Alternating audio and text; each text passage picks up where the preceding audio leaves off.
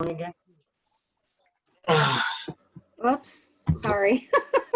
Yeah, I don't know if I explained that right, but I just for some reason I think I'm pretty aware, I have a good understanding about my emotions, and I feel that most.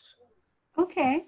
Other male gendered people in this meeting, or those of you who identify as male, do you agree with David that you understand that you have emotions?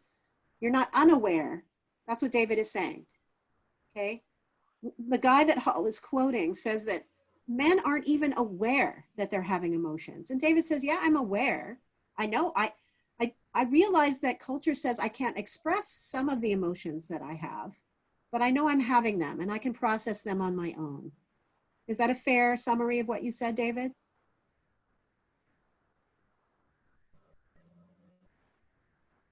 Maybe? Yes. Yes. Sorry. Okay, good. No, that's okay. Do you guys agree with David? Yes. Okay, that you know you have emotions, but you also know there are some emotions you can't tell anybody about, right? Or you can't tell, like maybe you can tell the people that you're really close to, that you trust about your emotions. But it's not really safe for you to express those emotions generally, okay? And we're gonna read some things that talk about groups of men and how groups of men behave together later on, okay? But that's a legitimate point.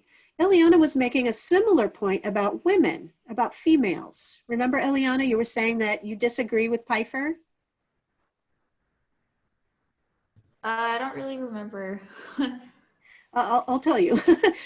I'll remind you, you were disagreeing with what Pfeiffer says about how girls can't do what they want when they hit adolescence. They have to conform to being ladylike. And you were Oh saying, I yeah. don't do that.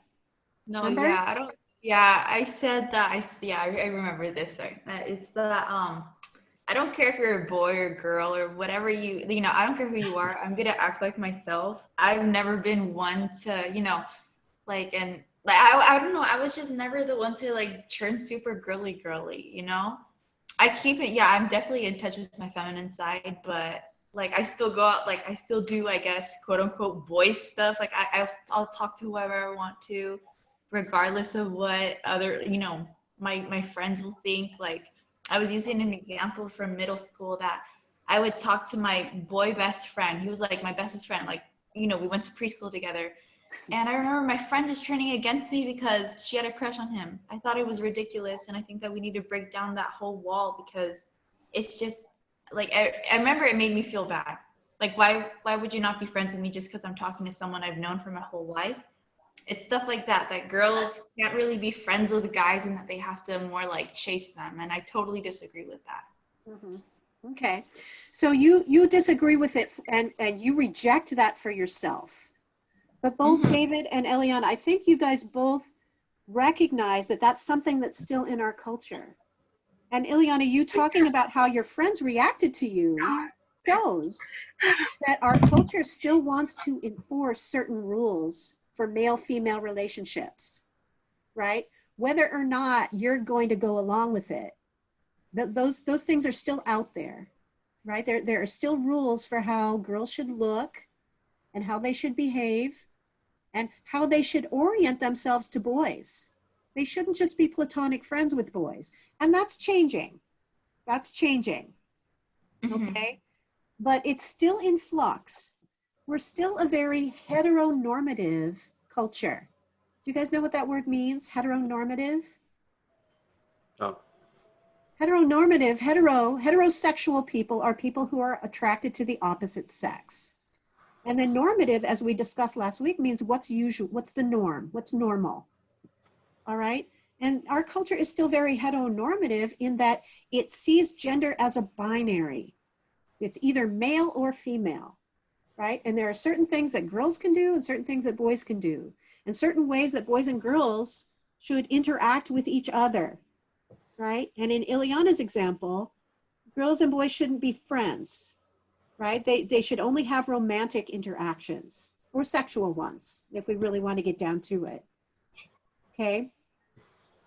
And in David's example, he says he rejects okay, what Hall is saying about the emotional literacy of boys, right? For himself, he's aware of his emotions, and he knows how to deal with them.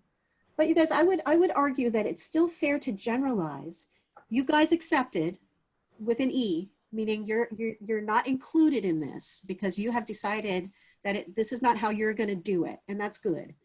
But generally in our culture, these rules still exist. Would you agree with that?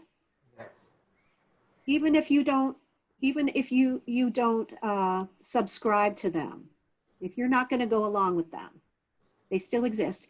And Ileana, I remember you saying you see your little cousins and your sister, okay, making the kinds of changes that Pfeiffer talks about when girls hit adolescence. And then Pfeiffer says they kind of grow out of it, right? But especially in middle school, they go through this phase, right, Eliana? Yeah. Didn't he say they grow out of it at a menopausal age, PMZ? That's kind of a long time to take to grow out of it, isn't it? Yeah, it is, right? And Pfeiffer says that, you know, a woman has to wait until she's, you know, until she's no longer a sexual, you know, she can't produce children before she can do what she wants and just be however she wants, you know?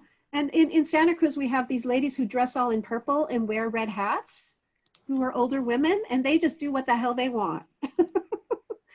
Right? They said, you know what, screw this. I'm going to do what I want. I'm going to go bungee jumping or whatever. Okay, skydiving. Okay. But before that, there's a lot of pressure on females and males to be a specific way. And we're generalizing. Okay, you might see yourself as not participating in those rules, but they're still out there and they're changing, like I said. Okay, but we have to be able to generalize in order to write this essay. All right, and that's what I'm asking you guys to do. Okay, so I got to let you go here shortly. So anything else you guys want to add about your group discussions? Go ahead, Pablo. Oh crap! I thought I had it on mute at first. Sorry, my bad. Oh, no, that's okay. It's just I just came back right now Okay. because I was doing something real quick.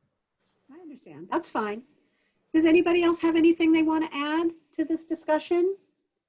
I About would tell my group or give them an example that sometimes it's not just society who tells you like certain things are for boys or you shouldn't do that, but sometimes they can also be family. Like for example, yesterday, I don't know, but I've always seen that. Well, I don't want to like say that just like Mexican families, right? But it's usually like I've seen it more in Mexican culture that parents are like, no, you have to act like a girl or you have to act like a boy. Like for example, yesterday I went to the mall with my mom and I love sneakers. So I was going to buy some. And when I tried them on, the first thing that my mom tells me is you always wear shoes that are for men. Buy something that's for girls. And that kind of did like make me think like, wow, like my mom too, I'm barely realizing that she's like telling me like you should stop like buying these shoes and act more like a lady and buy something that's for lady and not for men. yeah. Thank you for that example, Giselle. Yeah, families are part of culture, aren't they? Families are part of society. Society is made up of families. So family is sort of like the small unit of society. And the ideas that we have about gender come first from our parents, you guys. What kinds of toys did you have as a little one? Did you have dolls if you were a girl and trucks if you were a boy?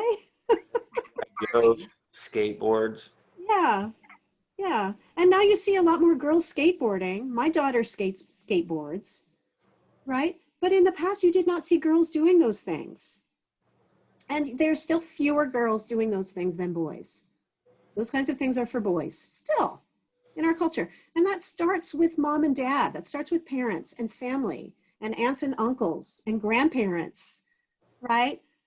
Looking at you if you're a boy and saying, you know, you shouldn't be doing that. Okay, that's a girl thing that you're doing.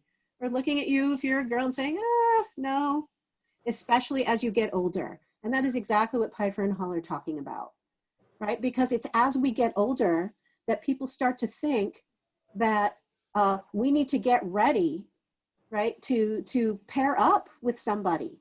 That's the heteronormative part of our society, is that our job as a human being is to reproduce, to make more babies. And how do we do that? Boys and girls. That's how we do it. That's how it works. So Giselle, your mom telling you, you know, that you needed some girl shoes, she's just trying to help. I understand, even if you don't like it. But she knows how society works, right? Even if we all know that it doesn't have to work that way, and we can change it. Ooh, I'm getting goosebumps. It's so exciting. How do we change it? We change it by doing something different and saying, screw you, I'm going to do my own thing. Right, Eliana? Right, David? Right? Okay. A student in my other class was holding his baby during class while his girlfriend was next to him on the couch doing her schoolwork. That's how we do it. We do it by just doing different stuff and saying, screw you, I'm going to do my own thing. Okay. All right. So I'm going to share my screen with you real quick. And no, I don't want to look at that. I want to look at this. Okay, so these are the two things you need to do before I see you again. And this is just the kind of thing you've done already. It's an article, it's a long one. And again, look at the sign-up sheet for discussion leader. And if there's room, sign up to be discussion leader. Otherwise, we can use the questions. Okay, and then this is something I want to show you. It's right here. This is another kind of assignment. This is to watch a documentary, a video. You just click on that. I like to open it in a new tab. And there it is right there. You just play it. And you can make it bigger if you want. Okay, it's about an hour and a half. So you need to watch this thing and then participate in an online discussion of it with your classmates. Okay. And you do that by at least, this is the minimum, by at least posting one comment of your own about it, something about it that struck you as interesting or important, and then answering somebody else's post. Okay, so that's the assignment. Does that make sense? Mm-hmm. All right, thank you for those responses. That way I know you're out there still. Okay, and I'm gonna go ahead and end this meeting now, and I'll see you guys next week, and you contact me if you have any problems, right? Okay. Yeah. All right, Thank you. see you All right, later. thank you. All right, thank you. I appreciated our discussion today. I thought it went well. Thanks. All right, I need to stop sharing and I need to end. All right, bye you guys.